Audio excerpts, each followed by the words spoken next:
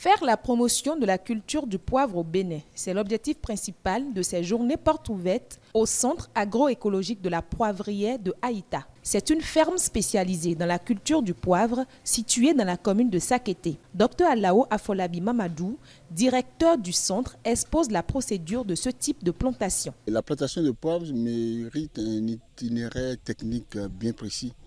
On crée d'abord une forêt tropicale humide avec le sablier qui est un tuteur ombragé ou avec le fraquet ou le terminalia super bas.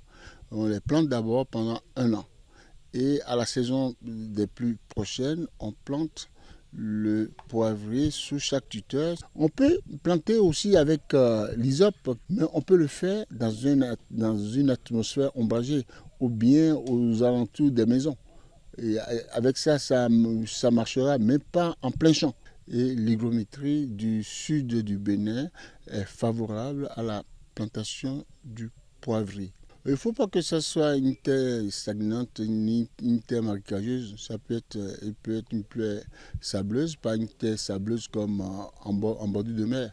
Ça peut être une terre argileuse aussi. Le poivre est une culture à fort potentiel. Il est vendu cher sur le marché. On peut récolter sur le même arbre 4 variétés de poivre, le poivre vert, le poivre noir, le poivre blanc et le poivre rouge sur le même arbre en fonction du pic de récolte. Un poivrier peut avoir une expérience de vie de 60 ans. Un champ, une plantation de poivrier peut avoir une durée de vie de 60 ans, d'où l'expression, celui qui a une plantation de poivre, ça s'appelle du doumavo, ou bien une retraite passive parce que c'est générationnel. Mon poivre est vendu en France à hauteur de 100 € le kilo.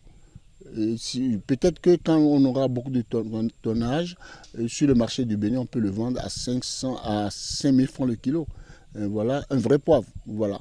Quelques participants à cette journée porte ouverte au centre agroécologique de la poivrière de Haïta livrent leurs impressions. Déjà, ce que j'avais suivi à la télé me motivait.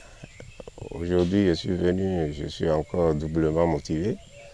J'ai bien compris que la terre ne ment pas et il suffit donc d'avoir les techniques nécessaires et de consacrer le temps à cela et puis on peut réussir.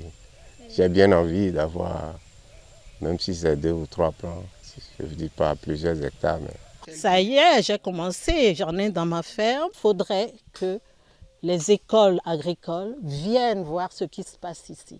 Je trouve triste aujourd'hui qu'il n'y ait pas suffisamment d'engouement pour l'agriculture, ce type d'agriculture qui est une manne financière pour la jeunesse.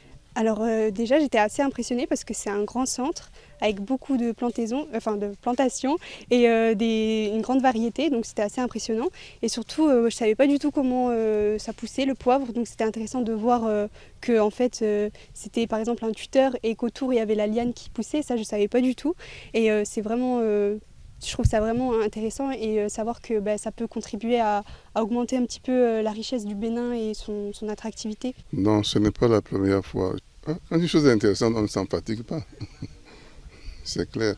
Et puis je n'y connais pas grand-chose. Je suis en train de découvrir, voilà, en me demandant si je vais aussi sur cette voie. Et pour cela, il faut être là souvent pour en voir les différents aspects. Il y a des choses que j'ai apprises aujourd'hui que je ne connaissais pas avant. Rappelons que ces journées portes ouvertes ont été initiées pour vulgariser la plantation du poivre au Bénin. Elles ont démarré depuis le 26 juin et prennent fin ce 27 juin 2024.